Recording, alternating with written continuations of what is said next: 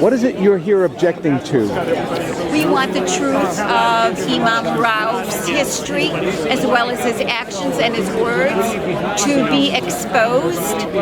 And we are gathered here to give a different perspective than the one that he will be giving inside. We feel that he is practicing taqiyya, and we are going to try to hold him to the truth.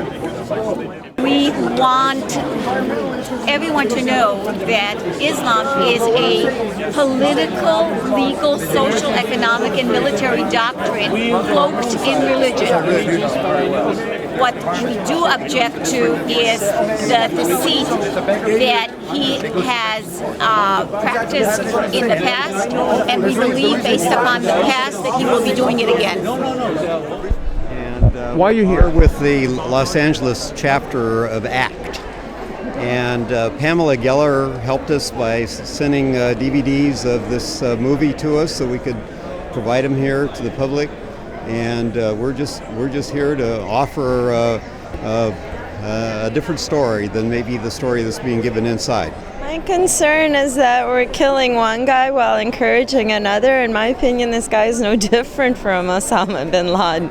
So how is it that we go and kill one guy that's evil and seeking our destruction, but the other guy's appearing here at the expense of our tax dollars? I think that is decidedly hypocritical on the part of various government entities. He's being deceitful. He's trying to convince the American public that Islam is a religion of peace. Islam is actually was founded by a warmonger, a warlord, Muhammad. Muhammad sets the example as what man should emulate, and so therefore it's not surprising that you see thousands of acts of terrorism committed in the name of Islam, because what they are doing, they are following the instructions that they hear within their mosques, within their schools, within the media. And where are the imams who are issuing fatwas against those who practice terrorism? Where are they? I don't hear them. It's not a real question. It's a question that assumes the answer already, which is that moderate voice that we do not hear is the exception, and that the voice of radicalism and extremism is the norm. I've honestly run out of ways to answer this question. How do you answer it? I answer it because is that perception is shaped by the media. And the media is drawn to bloody events, violent events. If the media were to cover every murder in New York City or in Los Angeles on the front pages of the papers, people would be afraid to go out on the streets. They would think that, New York City and LA is a dangerous town to walk in. Media shapes our perceptions. And unfortunately, this is how people's, imagine what would have happened if every time a suicide bombing goes off, there's a news blackout. Imagine if every time somebody says something negative about Islam or wants to burn the Quran, there's a news blackout. They don't get any media attention. People wouldn't know about it. People wouldn't think that. I think he is sort of a stealth jihadist in my view. I think he poses as a moderate, and yet he has made certain statements favoring Sharia law that are very troubling. And so, he's very impressive when he speaks. He's very soft-spoken. He speaks very spiritually. But I think he has a hidden agenda. I don't think he's representing himself truthfully. What are your concerns about the Ground Zero Mosque in general? Well, I think you have to remember that, well, first of all, they have the legal right to build a mosque wherever they want, and nobody in their right mind would oppose Muslims' right to build a mosque. They have the right to worship, okay, and I respect that. I don't like the location. I don't think the location is appropriate, especially because even though it's not located at the site of the World Trade Center, but yet the wheels from one of the planes actually fell through the roof of that building. If so many families of 9/11 victims feel it's insensitive and inappropriate to their feelings and their sensitivities, then I think that Rauf and the others should respect those sensitivities. Okay, so they're 2 blocks from ground zero. They're not at ground zero. Okay? That's another world. It's another world. There's New York University. 800 yards, right? 800 yards. There's New York University. About the same equivalent distance. I mean, really, you're looking at a different world. Also, you saw it's going to be a community center in the middle of a block. What's the name of Imam Rauf's book? Do you know? No. Do you know? You're together? Do you know? No, we're not together. No, I don't know the name of his book. You wrote a book? Why? What do you ask? I know he's written several books. American Way of Islam, I think, was one of them. Yeah, in English, it's called What's Right with Islam. In English. Okay. In Arabic, it's called, the Arabic translation to English is A Call to Prayer from the World Trade Center Rubble. Islamic dawah, you know what dawah is? Proselytizing. Islamic dawah in the heart of post 9/11 America.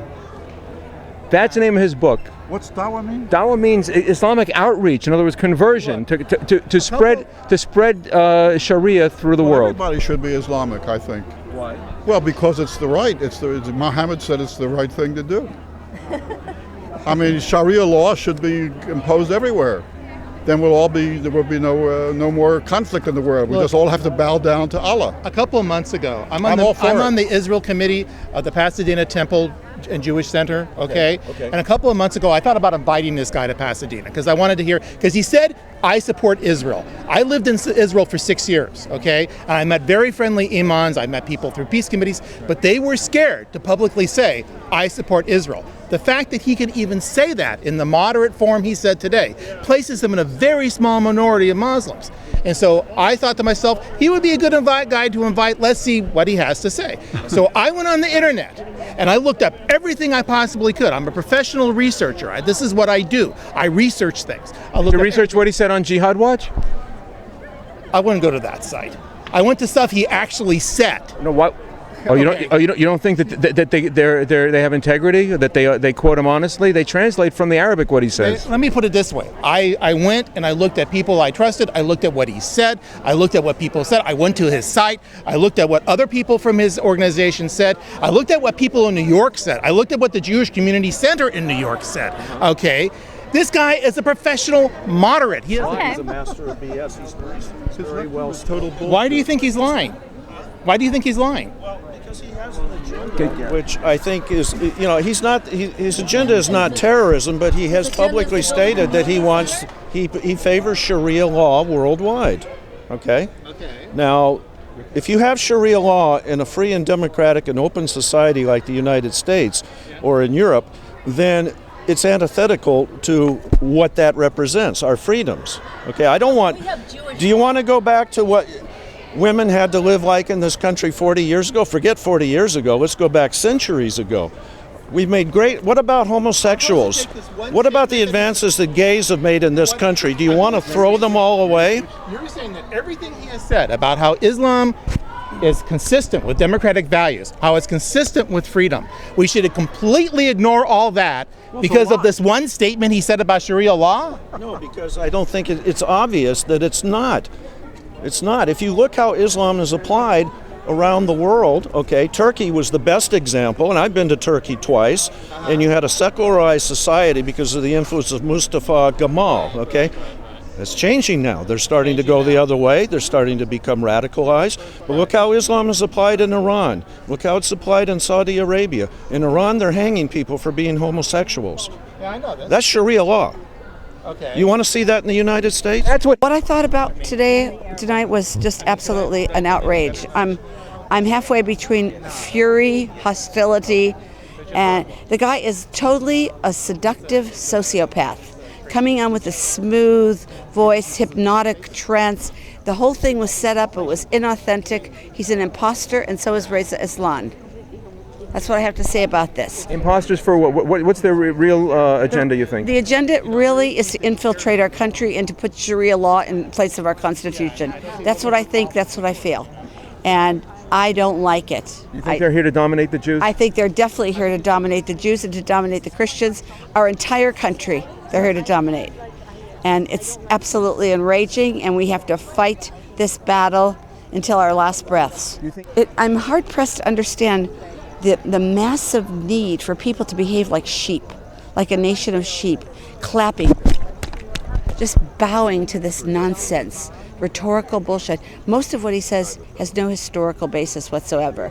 My entire ancestral heritage was wiped out in the Inquisition.